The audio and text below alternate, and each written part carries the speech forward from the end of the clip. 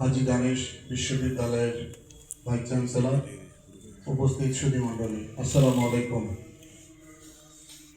আসলে আমরা এমন ব্যক্তিব্যস্ততার মধ্যে পড়েছি, বিশেষ করে আমার মহাসচিব তো ক্লান্ত। একটু আগে আমাদের প্রিয় চেয়ারম্যানের একটি বিশাল জনসভা সম্পন্ন হয়েছে, তারপরে উনি যে আমাকে সময় দিয়েছেন এই জন্য ওনার প্রতি আমি কৃতজ্ঞতা প্রকাশ করি। উনি এই আন্দোলনের যখন সূচনা হয় তখন তার সঙ্গে আমি অনেক পরামর্শ করেছিলাম। তার উৎসাহ উদ্দীপনার সাহসে আমি এই জাগোবাহী তিস্তাবাসী আন্দোলনের সূচনা করেছিলাম। উনি ব্যক্তিগতভাবে উপস্থিত ছিলেন সেই আন্দোলনে। আমাদের পার্টির ভারপ্রাপ্ত চেয়ারম্যান তখন ছিলেন, এখন উনি চেয়ারম্যান, উনিও যুক্ত হয়েছিলেন এবং দলের শীর্ষস্থানীয় সমস্ত নেতৃবৃন্দ এসেছিলেন।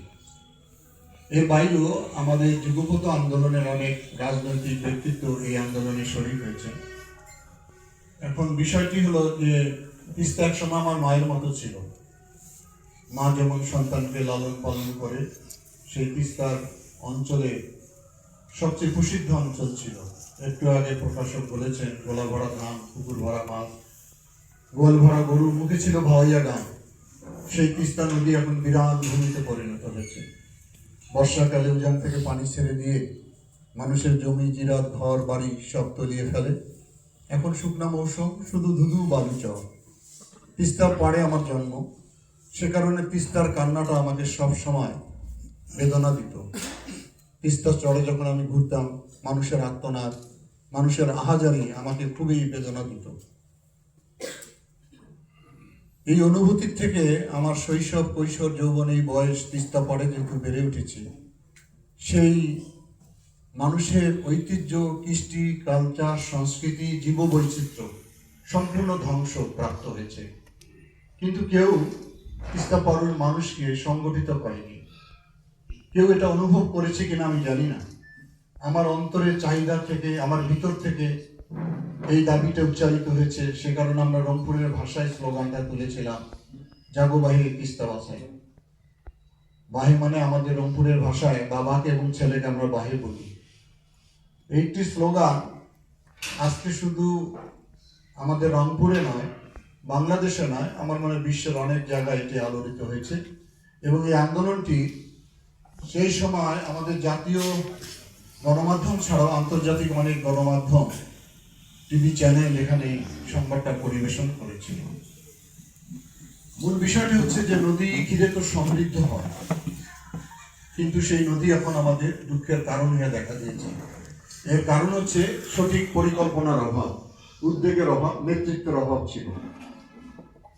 সেখান থেকে আমার নিজের চোখের অভিজ্ঞতার আলোকে আমি এটা লেখার চেষ্টা করেছি, আমার অনুভূতিগুলো বলার চেষ্টা করেছি। এবং তিস্তা নদী ঘিরে যদি পরিকল্পনা করা হয়, তাহলে এই 2 কোটি মানুষের যে জীবন, আমি এটাকে সবসময় বলি যে তিস্তা আমাদের জীবন রেখা, এটির একটি পরিবর্তন হবে, মানুষের জীবনের মধ্যেও পরিবর্তন আসবে। এই আন্দোলনে আমাদের পার্টির চেয়ারম্যান বলেছিলেন যে বিএনপি যদি রাষ্ট্র ক্ষমতায় আসে তাহলে অবশ্যই অগ্রাধিকার ভিত্তিতে তিস্তা পরিকল্পনা আমরা বাস্তবায়ন করব। আমরা সেই আশায় আছি। এখানে অনেক তথ্য উপত্য আমি দেওয়ার চেষ্টা করেছি। তিস্তা নদীর উৎপত্তি স্থল থেকে কিভাবে সিকিম থেকে ধীরে ধীরে গজলডোবা হয়ে তিস্তা ব্যারেজ হয়ে এটি আমাদের ব্রহ্মপুত্র নদীতে যুক্ত হয়ে গেল। আমাদের সীমানা থেকে প্রায় 130 কিলোমিটার ব্যাপী এই নদীর অবস্থান। এটি একটি আন্তর্জাতিক নদী, কিন্তু আন্তর্জাতিক নদী আইনে আমাদের যে পানি পাওয়ার অধিকার বা হিস্সা, সেটা আমরা পাইনি কোনো সময়। এ ব্যাপারে আমাদের মহাসচিবের নেতৃত্বে আমরা 2014 সালে লং মার্চ করেছিলাম। তখন থেকে আমরা তিস্তার পানির জন্য সোচ্চার ছিলাম, এখনো রয়েছি। সে কারণে এই তিস্তার 2 পাড়ের ভাগ্যহত মানুষের পাশে সবসময় আমার দল নিবেদিত ছিল, সংগ্রামে রত ছিল। সেই কাহিনীগুলো আমি তুলে আনার চেষ্টা করেছি। সর্বোপরি আমাদের কিছু প্রস্তাবনাও রয়েছে, এই বইয়ের মাধ্যমে আমি দিয়েছি, যেগুলো যদি সরকার যারাই গঠন করুক না কেন তারা যদি বিবেচনায় নিয়ে আসে, তাহলে তিস্তা যেমন একসময় মায়ের মতো ছিল, আবার মনে হয় সেই অবস্থায় ফিরে যাবে তিস্তা। এই তিস্তা শুধু একটা নদীর নাম, এটি ঘটনাবহুল বিশদ বিষয়। তিস্তা পাড়ে একটু আগে আমি বললাম যে তিস্তা পাড়ে আমার জন্ম। তিস্তার দিকে যখন তাকিয়ে দেখি, তিস্তা মানুষের জীর্ণ শীর্ণ চেহারা যখন আমি দেখি, তখন আমি রাজনীতিবিদ হিসাবে মনে করেছি মানুষকে সংগঠিত করা উচিত। এবং আমাদের ডাকে এই তিস্তা পাড়ের 11টি স্থানে লক্ষ লক্ষ মানুষ জমায়েত হয়েছিল।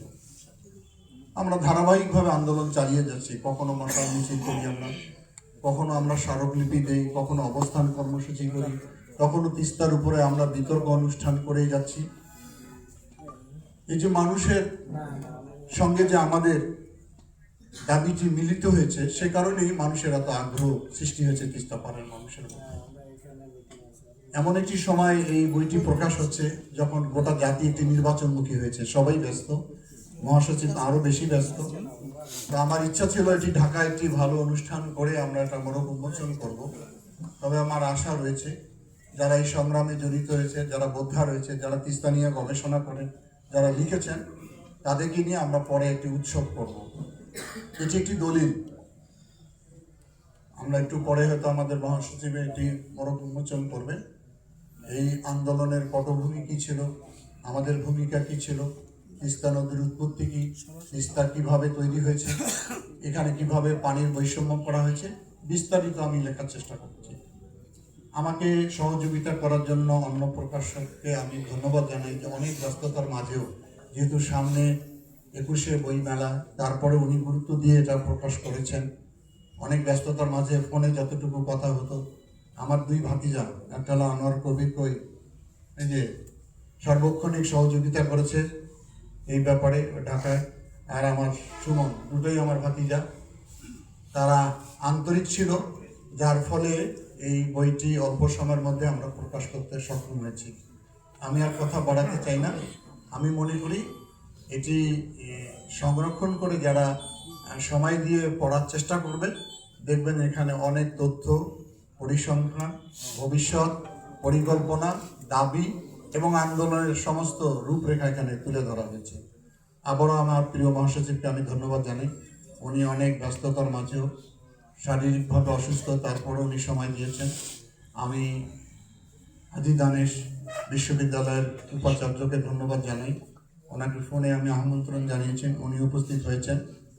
আরও 2 জন উপাচার্য আসার কথা ছিল, সিন্ডিকেট মিটিং কিন্তু আসতে পারে নাই, রোকেয়া বিশ্ববিদ্যালয় এবং কুড়িগ্রাম কৃষি বিশ্ববিদ্যালয়। তারপরেও আমরা রংপুরের মানুষ, আমরা যেন এই আন্দোলনের স্লোগানটা ধারণ করি। নুরুলদিন যেমন দেখেছিল কৃষক প্রজা বিদ্রোহ যখন করেছিলেন, জাগোবাহে কোনটে সবাই, আমরা সেটাই ধরে রাখি, জাগোবাহে তিস্তা বাঁচাও। সবাইকে আমার পক্ষ থেকে অনেক ধন্যবাদ।